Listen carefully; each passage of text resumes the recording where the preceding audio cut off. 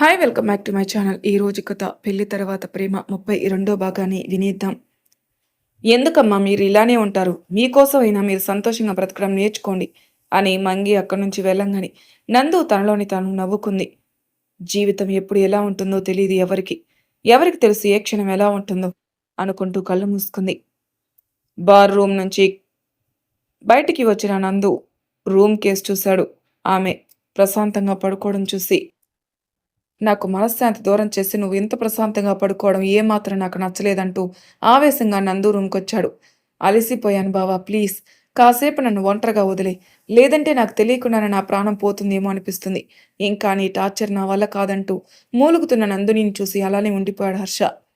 Please బావా, నువ్వు నా దగ్గరికి రాకు, నా వల్ల కాదు భారం తట్టుకోవడం అంటూ ఏడుస్తూ నందు అనేసరికి హర్ష తన అడుగు ముందుకు వేయలేకపోయాడు. అతని గుండెల్లో ఎక్కలేని దడ. కామ్గా తన రూమ్కొచ్చి బెడ్ మీద వాలాడు. నందు మాటలు తలుచుకుని కోపంగా పిడికిలి బిగించాడు. నిజంగా నేను రాక్షసుని అయిపోయానా? నందు విషయంలో తప్పు చేస్తున్నానా? ఇలా రకరకాలుగా ఆలోచిస్తున్న హర్ష మైండ్ ఒక్కసారిగా ఫోన్ కాల్తో ఈ లోకంలోకి వచ్చాడు. హలో అన్నాడు. హర్ష, అర్జున్ అంటూ ఆశ్చర్యపోయాడు. టైంలో అర్జున్ ఫోన్ చేయడం ఒకంత ఆశ్చర్యంగానే ఉంది హర్షకి. చెప్పు, ఏంట్రా ఎక్కడున్నావు అంటూ తన రూమ్ నుంచి బయటకు వచ్చాడు అర్జున్. రూమ్లో ఉన్నాను. ఏమైంది ఈ టైంలో ఫోన్ చేశావు? ఏం లేదు, మార్నింగ్ నేను నా ఫ్యామిలీ అంతా ఇంటికొచ్చాం, కానీ నువ్వు ఇంట్లో లేవు. అసలు ఎక్కడికి వెళ్ళావురా? అర్జున్ మాటలకి హర్ష షాక్ అయ్యాడు. ఏంటి, ఫ్యామిలీతో సహా మా ఇంటికొచ్చారా?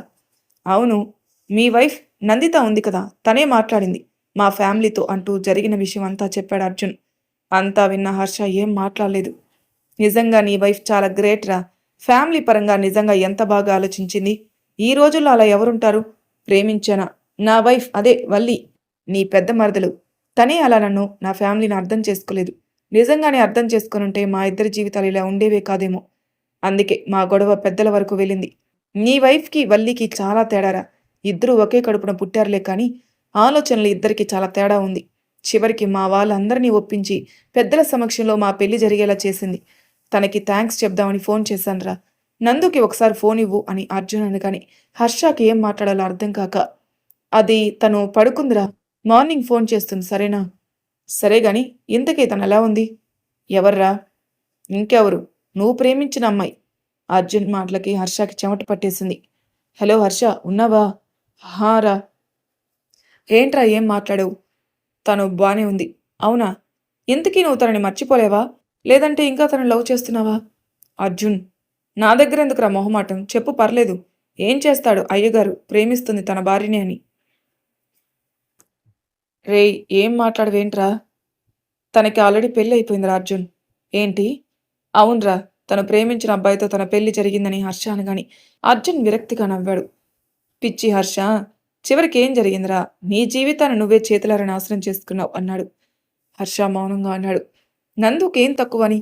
తనని చూసింది ఈ రోజే అయినా తన బిహేవియర్ని బట్టి ఒకటి అర్థమైంది.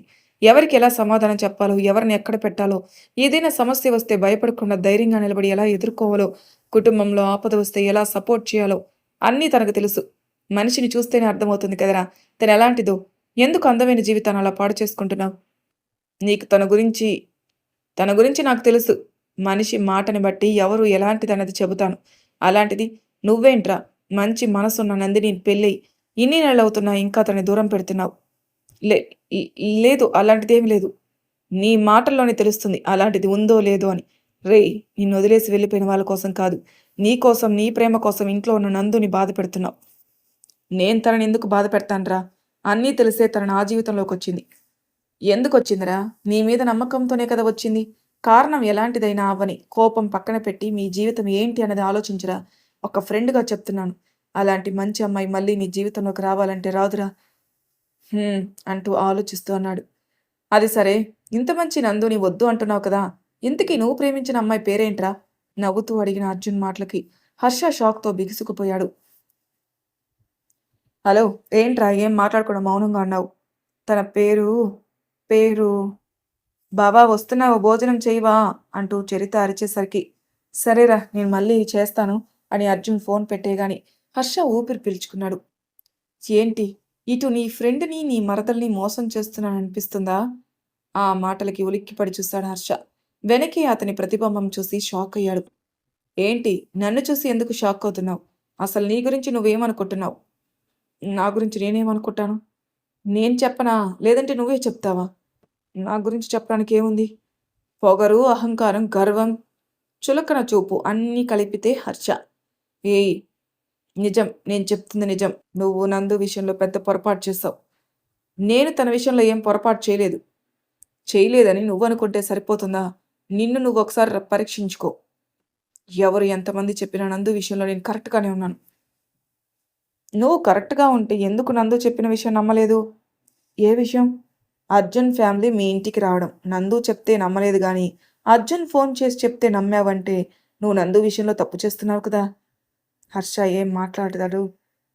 మనం కళ్ళతో చూసేవేది నిజం కాదు. పరిస్థితులను బట్టి అవి మనకి నిజంలా అనిపిస్తాయి. నందు విషయంలో అలానే చేస్తున్నావు నువ్వు. ఏం చేస్తున్నాను? తను నన్ను పొందాలని చూస్తుంది. ఏం తెలుసు నందు గురించి నీకు? పొందాలని చూసే ఆడది అలా ఎందుకుంటుంది? అలాంటి ఆడవాళ్ళు ఎలా ఉంటారో నీకు బాగా తెలుసులే కానీ, నందు అలా కాదు. చాలా మంచి అమ్మాయి. అలాంటి తన మనసుని బాధపెట్టి చాలా పెద్ద తప్పు చేస్తున్నావు. నందు విలువ తెలిసాక అప్పుడు నువ్వు ఎంత ఏడ్చినా ఏం లాభం ఉండదు అని తన అంతరాత్మనగానే హర్ష ఆలోచనలో పడ్డాడు. నందుతో పెళ్ళైన దగ్గర నుంచి ఇప్పటి వరకు జరిగిన విషయాలన్నీ ఒక్కొక్కటిగా తలుచుకుని బెడ్ మీద వాలాడు. ఇటు అర్జున్ మాటలు, తన మనసు చెప్పిన మాటలతో చాలా సతమతమవుతూ ఎప్పటికో నిద్రలోకి జారాడు. సూర్యకిరణాలు ఫేస్ మీద పడేసరికి బద్ధకంగా కళ్ళు తెరిచింది నందు. అరే ఇలానే పడుకున్నాను నైట్ అంతా అనుకుని టైం చూసింది. అమ్మో అత్తయ్య వచ్చే టైం అయింది.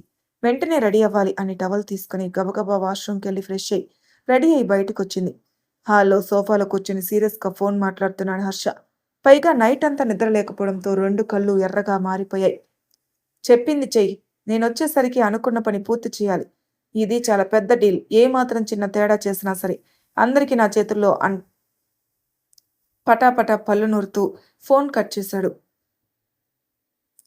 చెప్పిన టైంకి ఎందుకు వర్క్ చేయరు? వర్క్ పూర్తయ్యే వరకు ఇదో టెన్షను అని తనలోని తను సతమతమయ్యాడు. నందు ఏం మాట్లాడలేదు. గగన గారు మాటలు తలుచుకుని కిచెన్ రూమ్లోకి వెళ్ళి కాఫీ స్ట్రాంగ్గా పెట్టి 2 కప్స్లో వేసి బయటకొచ్చి హర్ష ఎదురుగా కప్పు పెట్టి తన గార్డెన్లోకి వచ్చి పూల మొక్కల మధ్య కూర్చుంది. ఎప్పుడు లేనిది ఎందుకు ఆయన గారిలో ఇంత టెన్షన్? ఎలా ఉంటే నాకెందుకులే అనుకుని కాఫీ సిప్ చేసి ఫోన్ రావడంతో లిఫ్ట్ చేసింది. హలో నందు, అరగంటలో వచ్చేస్తాను. ఎక్కడున్నారు అత్తయ్య? నేను మావయ్య దగ్గరలోనే ఉన్నాం. సరే అత్తయ్య. నందు, ఏంటత్తయ్య? వాడికి చెప్పు నేను మావయ్య వస్తున్నామని. లేదంటే ఆఫీస్కి పరుగులు పెడతాడు. మళ్ళీ నాకెందుకు చెప్పలేదంటూ నీ మీద గొడవ పడతాడు. అర్థమైందా? అని సీరియస్గా గగన్ గారు ఫోన్ కట్ చేసేసరికి నందు ఆలోచిస్తూ, అత్తయ్య ఏంటంత సీరియస్గా ఉన్నారు? అయినా వస్తున్నానని చెప్పకపోతే నా మీద పడి ఏడవడం, గొడవ పడడం ఇదంతా అత్తయ్య ఎలా అంటూ ఆలోచిస్తూ మంగిని తలుచుకుని, నిన్న మంగి ఉండగా గొడవ పడ్డాను కదా చెప్పుంటుంది అనుకుని ఆలోచిస్తూ హర్ష దగ్గరకు వచ్చింది. కాఫీ సిప్ చేస్తూ సీరియస్గా ఫోన్ చూసుకుంటున్నాడు. నువ్వు ఆఫీస్కి వెళ్తావా? మౌనంగా ఉన్నాడు. అత్తయ్య మామయ్య వస్తున్నారు. నీ పనులు ఏమన్నా ఉంటే త్వరగా తర్వాత చూసుకో. అక్క, అర్జున్ బావగారుల కోసం మాట్లాడాలి. నేను ఒక్కదాన్నే చెప్పగలను కానీ లేనిపోనివి చెప్పానంటూ నువ్వు నాతో గొడవ పడతావు. ఆ తలనొప్పంతా ఎందుకు అని మీకు ముందుగానే చెప్తున్నాను. మరో అరగంటలో అత్తయ్య మామయ్య వస్తున్నారు. అక్క, నేను ఫోన్ చేస్తే లిఫ్ట్ చేయడం లేదు. నువ్వైనా అక్కకి ఫోన్ చేసి విషయం అర్థమయ్యేలా చెప్పి ఇక్కడికి వచ్చేలా చెయ్యి అని హర్ష సమాధానం కోసం చూడకుండా అతని కాలు చేసిన కాఫీ కప్ తీసుకుని కిచెన్ రూమ్కి వెళ్ళింది. హర్ష అలానే కూర్చునున్నాడు కాసేపటికి. అతని మనసుకి ఏమనిపించిందో మరి తన రూమ్కి వచ్చి బెడ్ మీద కూర్చున్నాడు. ఫోన్ తీసుకుని వల్లి కాల్ చేశాడు. హలో వల్లి, ఎక్కడున్నావు? ఇంకా ఎక్కడ బావా, ఫామ్ హౌస్లోనే ఉన్నాను. ఏమైంది వాయిస్ డల్గా ఉంది? నా వాయిస్కి ఏం బావా, బానే ఉంది. ఏం టెన్షన్ పడకు వల్లి. అమ్మా నాన్న వస్తున్నారు. నువ్వు ఇంటికి రా. చరణ్ని పంపిస్తాను. బావా వద్దు, నేనే వస్తాను. ఒంటరిగా ఎలా వస్తావు? నీకసలే భయం ఎక్కువ కదా, అందుకే చరణ్ని పంపిస్తాను. బావా, నా దగ్గరికి ఎవరిని పంపించుకు. ప్లీజ్, నేనెక్కడికి రాను. నా పెళ్లి కోసం నందు అత్తయ్య మామయ్యతో మాట్లాడినా గగన అత్తయ్య ఎలా రియాక్ట్ అవుతుందో నాకు బాగా తెలుసు. ప్లీజ్ బావా, నేనెక్కడికి రాను అంటూ ఏడుస్తూ ఫోన్ కట్ చేసింది వల్లి. వల్లి మాటలకి ఎక్కడలేని కోపం వచ్చింది హర్షకి. ఏంటి వల్లి ఇలా మాట్లాడుతుంది? పిచ్చిగాని పట్టిందా? తన ఫ్యూచర్ కోసమే కదా ఇదంతా చేస్తున్నావు. ఇంత భయం ఏంటి తనకి అనుకుని నుదుటిను చేత్తో రుద్దుకుంటూ ఆలోచనలో పడ్డాడు. ఇప్పుడేం చేయాలి? ఫోన్ చేశారా అక్కకి అంటూ లోపలికొచ్చింది నందు. మౌనంగా ఉన్నాడు. నా ఫోన్ లిఫ్ట్ చేయడం లేదు. తను భయంతో రానని చెప్తుంది. కానీ మీరే ఎలా అయినా తనని రప్పించాలి. నేనెందుకు తనని రప్పిస్తాను? ఫామ్ హౌస్లో తీసుకొని పెట్టింది నేనా మీరా? ఆ మాటలకి హర్ష ఏం మాట్లాడలేదు. మా అక్క జీవితం అంటూ కబుర్లు చెప్పడం కాదు. ఏ మీ అక్కని తీసుకురావడానికి నువ్వు సరిపోవా? నేను పిలిస్తే తనెందుకొస్తుంది? ఎందుకు రాదు? మీ అక్క కదా! మా అక్క దృష్టిలో నేను విలన్ని కదా! పైగా మీరు ప్రేమించిన అమ్మాయి. తన మంచి కోరుకుంటున్నారు. అందుకే కదా! నా గొంతు పట్టుకొని మరీ గొడవ పెట్టుకుంది. పైగా నేను అబద్ధాలు పుట్టని, మోసగత్తిని, ఎదుటి వాళ్ళ జీవితాలతో ఆడుకునే రకాన్ని. అలాంటిది ఇప్పుడు అక్క, అర్జున్ బావగారి పెళ్లి కోసం ఎలా నమ్ముతున్నారు? నేను చెప్పింది అబద్ధం కదా! నువ్వెందుకొచ్చావు? నాతో గొడవ పడ్డానికొచ్చావా? గొడవ నేనెందుకు పెట్టుకున్నాను బావ? జరిగింది చెప్తున్నాను. నందు ఆపండి. అవ్వాల్సినవన్నీ అనేశారు గాని, ఇంకా ఎందుకు నందు అంటున్నారు? చూడు, నీతో మాట్లాడే టైం నాకు లేదు. మీ అక్క లైఫ్ మీ అక్కిష్టం. నాకు సంబంధం లేదు. సంబంధం లేదు అన్నవాడివి ఎందుకు మా అక్కని నీ ఇంట్లో పెట్టావు? ఎందుకు నేనున్నానంటూ ధైర్యం చెప్పావు? ఇదే నా బాధ్యతంటే? బాధ్యత గురించి నువ్వు నాకు చెప్పాల్సిన అవసరం లేదు. నీతో చెప్పించుకునే స్థితికి నేను అంతకన్నా దిగజారలేదు. దిగజారేవో లేదో నీకు నీ మనసుకు నాకు తెలుసు. అంటే నీ ఉద్దేశం నేను బాధ్యత లేని మూర్ఖున్నానా? అవును. నిజంగానే నీకు బాధ్యతే ఉంటే నా జీవితం ఎందుకిలా ఉంటుంది? మా అమ్మా, నాన్న నన్ను నీకు కట్టబెట్టారు. నా వ్యక్తిత్వం ఎలాంటిదైనా అవ్వని. నాకంటే చిన్నది. పైగా ఊరు కాని ఊరు ఎలా ఉంటుందో, ఏం చేస్తుందో, అసలు తింటుందో లేదో అని ఏనాడైనా ఆలోచించావా? నిజంగా ఆ ఆలోచన ఉండి ఉంటే నీకు నాకు ఈ పరిస్థితి వచ్చేదే కాదు అని కోపంగా నందు వెళ్ళగాని హర్ష ఏం మాట్లాడలేదు. కాళ్ళని నేలకేస్తన్నాడు. కిందికొచ్చిన నందు సీరియస్‌గా తన ఫోన్ తీసుకుని అర్జున్‌కి కాల్ చేసింది. హలో! ఎవరు? బావగారు నేను నందితాని. నందు నువ్వా? నా నెంబర్ నీకెలా తెలుసు? బావ సెల్ నుంచి మార్నింగ్ తీసుకున్నాను. బావగారు మీతో కొంచెం మాట్లాడాలి. చెప్పు నందు. అది బావగారు ఒకసారి మీరు మీ ఫ్యామిలీని తీసుకొని ఇంటికొస్తారా? మా అత్తయ్య, మావయ్య వస్తున్నారు అంటూ తను చెప్పాలనుకున్న విషయాలు చెప్పింది. నువ్వు టెన్షన్ పడకు నందు. అన్నీ నేను చూసుకుంటాను. నువ్వు చెప్పింది నాకు బాగా అర్థమైంది. నేను చూసుకుంటాను అని ఫోన్ కట్ చేశాడు అర్జున్. ఉఫ్! ఒక సమస్య తీరింది అనుకుని బకెట్ తీసుకుని టెర్రస్ పైకొచ్చింది. మీరెందుకు అమ్మాయి గారు పైకి రావడం? వడియాలు వేయడం పూర్తవగానే నేనే ఆరేసేదాన్ని కదా బట్టలు. ఏం పర్లేదు మంగి. అత్తయ్య వాళ్ళొచ్చే టైం అయింది. తొందరగా పని కాని అని బట్టలారేస్తూ మంగి చెప్పే మాటలు వింటూ నవ్వుకుంది. మంగి వడియాలు పూర్తవగానే మీ అయ్యగారు ఆఫీస్ రూమ్ క్లీన్ చేసేయ్. సరే అమ్మా అని అంతలోనే అమ్మాయి గారు ఏంటి మంగి ఒకసారి ఇలా రండి. దేనికి అంటూ నందు ముందుకొచ్చింది. ఇంటికి దగ్గరలో ఉన్న కారుని చూపిస్తూ ఉదయం నుంచి ఆ కారు మన ఇంటి దగ్గరే ఉంది. ఆ కారులో ఎవరున్నారో తెలియదు కానీ మధ్య మధ్యలో విండో ఓపెన్ చేస్తూ మన కిచెన్ రూమ్ వైపే చూస్తున్నారు. మళ్ళీ విండో క్లోజ్ చేసేస్తున్నారు. ఎవరై ఉంటారమ్మా? కొంపతీసి దొంగలైతే కాదుగా? నందు సూటిగా కారు వైపు చూస్తూ కరణ్నా? ఏంటమ్మా ఎవరై ఉంటారు? తెలీదు. పిచ్చివాళ్ళై ఉంటారు. చూస్తాను అని నందు కోపంగా బయటకొచ్చింది. అంతలోనే గగన వాళ్ళ కాల్ రావడంతో నందు ఇంకా గేట్ లోపలే ఉండిపోయింది. కారు దిగారు గగన, రవిచంద్ర గారు. ఏంటి? లోపలికి రమ్మనా? ఇంటి బయటే కాపలా కాస్తున్నావు? అదేం లేదత్తయ్య రండి లోపలికి అని నందు కరణ్ కారు వైపు నిప్పుల వర్షం కురిపించింది. రేయ్ కరణ్ పదరా ఎందుకొచ్చిన గొడవ? చెంప దెబ్బ కొట్టింది. అయినా చాలేదా నీకు? తనెన్నిసార్లు కొట్టినా, తిట్టినా పడతాన్రా. తన్ని సొంతం చేసుకునే వరకు ఈ కరణ్ నిద్రపోయేదే లేదు. రేయ్ వాళ్ళింటికి చుట్టాలొచ్చార్రా. ఈ టైంలో మనం ఇక్కడ ఉండడం కరెక్ట్ కాదు. పదరా. మరేం పర్లేదురా. ఎవరేం చేస్తారు?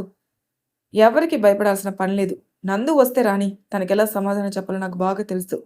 మొండిగా సమాధానమిచ్చాడు కరణ్. అరుణ్ ఏం మాట్లాడలేదు. కరణ్ మాటలను బట్టి ఒక నిర్ణయానికొచ్చాడు. వీడు నందు జీవితంలోకొచ్చే వరకు నిద్రపోనంటున్నాడంటే వీడు నందుని పెళ్లి చేసుకుంటాడా? ఆ ఆలోచన రాగానే అరుణ్ ఒంటి నిండా చెమటలు పట్టేసింది. ఏం ఆలోచిస్తున్నావు? సిగరెట్ వెలిగిస్తూ అన్నాడు కరణ్. నువ్వు చాలా దూరం ఆలోచిస్తున్నావు. నందు విషయంలో భయంగా ఉందిరా. నా గురించా? లేదంటే హర్ష గురించా? సూటిగా అడిగాడు కరణ్. హర్ష గురించిరా. చంపేసే అంత మూర్ఖుణ్ణి అయితే కాదురా. ప్రేమతోనే నందు మనసు గెలుచుకుంటాను కానీ పగ, కోపంతో అయితే నందుని నా సొంతం చేసుకోను. అలా అయితే నా ప్రేమకి ఏం విలువుంటుంది అని కరణ్ అనగానే అరుణ్ ఏం మాట్లాడలేదు. కరణ్ ఏంట్రా? ఇక్కడ్నుంచి వెళ్ళిపోదాం పదా. భయపడుతున్నావా? నా భయం నీ గురించి కాదురా నందు గురించి అని అరుణ్ అనగానే కరణ్ ఏం అర్థం కాకుండా చూస్తాడు. నందుని మనల్ని కనిపెట్టింది. అలాంటిది కోపిష్టైన హర్ష ఎందుకు మనల్ని కనిపెట్టడు? నీ వల్ల నందుకి సంతోషం కలగాలే కానీ బాధ కాదురా. ఎందుకు చెప్తున్నాను అర్థం చేసుకో.